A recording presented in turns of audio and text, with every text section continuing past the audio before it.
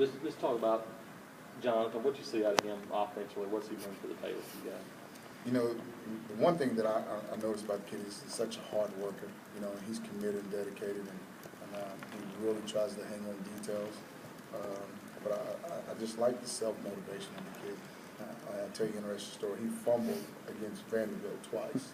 And then on Monday, he's out there running through the blaster on his day off with no pads on. I mean, he's in school clothes, and he's running through the blaster. And I can hear that there's not a single coach out there, there's not another player, and he's running through the blaster to get better.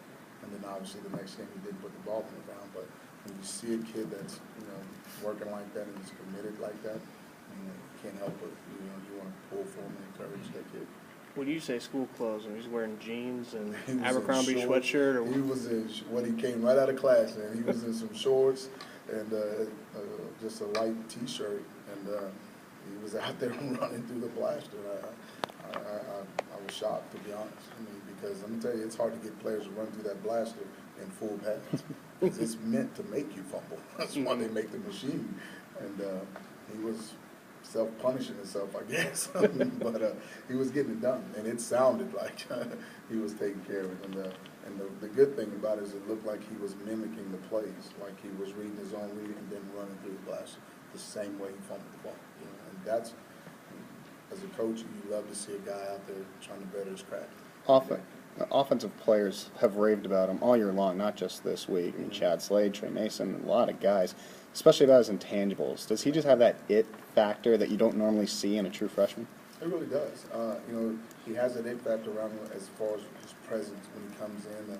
You know, even when he's calling a play in the huddle, it sounds like he's been doing it all his life. And I can promise you he hadn't.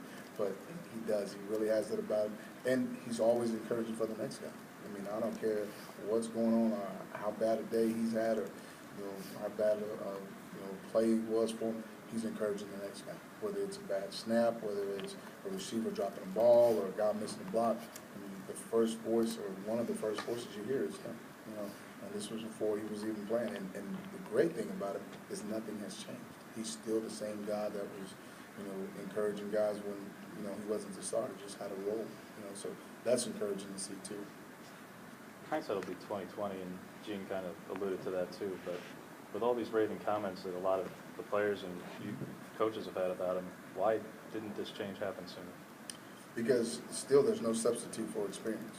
I mean, it's easy to say, yeah, go back now and look and put him in there, but you still had to go with the guys that had earned their way during spring and had put time in during the summer, other workouts and things that they brought to the table going into it. But the one thing that every freshman knows is that they have an opportunity, and he kept competing, and you got to tip your hat to that kid to continue to work the way that he did. And did it take some time to learn the playbook and be able to put all those things together? Yeah. He wouldn't have been ready the first game, no matter how many intangibles he had. But I think with what he's gone through and what the team has gone through, the spark that he's brought to the table, it's great for the football team. Now, trust me, it's still going to be different when you're taking every snap as opposed to 5 or 6. And that team is preparing for you as opposed to preparing for you for 2 or 3 plays. So, I like the idea that he's going to be out there, but he's still going to find out and go through an experience of being the starting quarterback at an SEC school. You talked about guys earning their role through special teams. How much has Ricardo done